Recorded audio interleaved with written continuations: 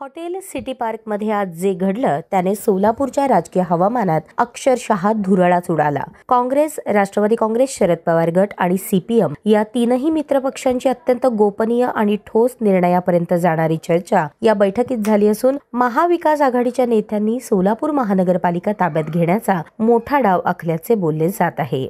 बैठकीला सीपीएमचे माजी आमदार आडम मास्टर, माजी आमदार प्रकाश येलगुलवार, काँग्रेस शहराध्यक्ष चेतन नरोटे, राष्ट्रवादीचे शहराध्यक्ष महेश गादेकर, माजी महापौर संजय हेमगड्डी, माजी महापौर UN बेरिया, वरिष्ठ नेते शंकर पाटील, भारत जाधव, प्राध्यापक Ashok Nimbargi, comrade MH Shaikh, comrade Yusuf Shaikh major, Venkatesh Kongari, माजी नगरसेविका नलिनी कलबुर्गी आणि तीनही पक्षांचे प्रमुख पदाधिकारी उपस्थित होते। इतक्या हाय प्रोफाईल उपस्थितीनेच ही बैठक किती महत्त्वाची होती याचा अंदाज येतो। बैठकीत अचानक माजी आमदार आडम मास्टर आणि प्रकाश येलगुलवार यांनी शिवसेना उद्धव ठाकरे गटाचे उपनेते व माजी केंद्रीय मंत्री चंद्रकांत खैरे यांच्याशी थेट मोबाईलद्वारे संवाद साधल्याचे बोलले जात आहे। दरम्यान तीनही पक्षांनी एकमुखाने ठाम भूमिका मांडत सोलापूर महापालिका निवडणूक पूर्ण एकजुटीने आणि आक्रमक पद्धतीने लढवण्याची तयारी करण्याचा निर्णय घेण्यात आला। बैठकीत सत्ता बदलाची रणनीतीपासून ते जागा वाटप, प्रचाराचे सूत्र, निवडणूक रणनीतीपर्यंत अनेक हाय व्होल्टेज मुद्द्यांवर चर्चा झाली असल्याचे सूत्रांचे म्हणणे आहे।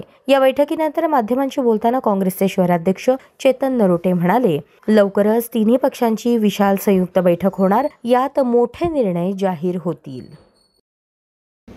महानगरपालिकेने येणाऱ्या इलेक्शनसाठी आज राष्ट्रवादीचे पवार साहेबांच्या गटाचे प्रमुख महेश गादेकर साहेब व कम्युनिस्टचे प्रमुख माजी आमदार आडम साहेब व आमच्याकडनं प्रकाश येलगुलवार माजी आमदार असे प्रमुख 5-5 लोक आम्ही या ठिकाणी आज बैठकीमध्ये बसलो होतो।